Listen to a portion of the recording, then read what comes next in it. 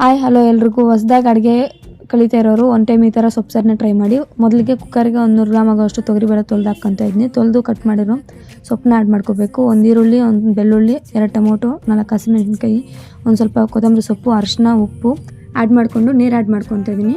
ನೀರು ಸೊಪ್ಪು ಮುಳುಗೋ ಅಷ್ಟು ಹಾಕ್ಕೊಂಡ್ರೆ ಸಾಕಾಗುತ್ತೆ. ನೋಡಿ, ಇಷ್ಟು ಮಾತ್ರ ಹಾಕಿದ್ರೆ ಸಾಕಾಗುತ್ತೆ ನೀರು. ನೋಡಿ, ಹಾಕ್ಕೊಂಡು ಕುಕ್ಕರ್ ಕ್ಲೋಸ್ ಮಾಡ್ತಾಯಿದ್ದೀನಿ. ಕ್ಲೋಸ್ ಮಾಡಿಕೊಂಡು ಗ್ಯಾಸ್ ಮೇಲೆ ಇಟ್ಕೊಂಡು ಒಂದು 3ರಿಂದ 4 ವಿಸಿಲ್ ಕೂಗಿಸ್ಕೊಂಡ್ರೆ ಸೊಪ್ಪು ಬೇಳೆ ಎಲ್ಲ ಚೆನ್ನಾಗಿ ಬೆಂದಿರುತ್ತೆ. ನೋಡಿ, ಒಂದು 3ರಿಂದ 4 ವಿಸಿಲ್ ಕೂಗಿಸ್ಕೊತಾ ಇದ್ದೀನಿ. ನೋಡಿ, ಈಗ ಓಪನ್ ಮಾಡಿ ತೋರಿಸ್ತೀನಿ ಎಷ್ಟು ನೀಟಾಗಿ ಸೊಪ್ಪು ಬೇಳೆ ಎಲ್ಲ ಚೆನ್ನಾಗಿ ಬೆಂದಿರುತ್ತೆ ಅಂತ ಹೇಳ್ಬಿಟ್ಟು. ನೀವು ನೀರು ಬಸ್ಸಂಗಿದ್ರೆ ಬಸ್ಕೋಬೋದು ಸೈಡ್ಗೆ, ಇಲ್ಲ ಈ ಥರ ಸೌಟಲ್ಲಿ ತೆಗಿತೀವಿ ಅಂದರೆ ಸೌಟಲ್ಲಿ ತೊಗೊಬೋದು. ನಾನು ಸೌಟಲ್ಲಿ ಕ್ಲಿಯರಾಗಿ ನೀರೆಲ್ಲ ತೊಗೊತಾ ಇದ್ದೀನಿ.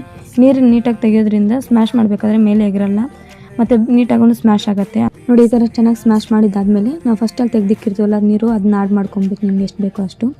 ನೋಡಿ, ಈಗ ಒಗ್ಗರಣೆಗೆ ಒಂದು ಸೌಟ್ ಇಕ್ಕೊಂಡು ಅದಕ್ಕೆ ಬೇಕಾಗಿರೋಷ್ಟು ಎಣ್ಣೆ ಹಾಕ್ಕೊತಾ ಇದ್ದೀನಿ.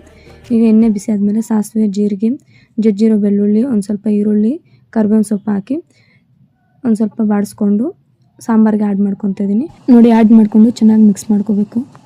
Thank you for watching friends.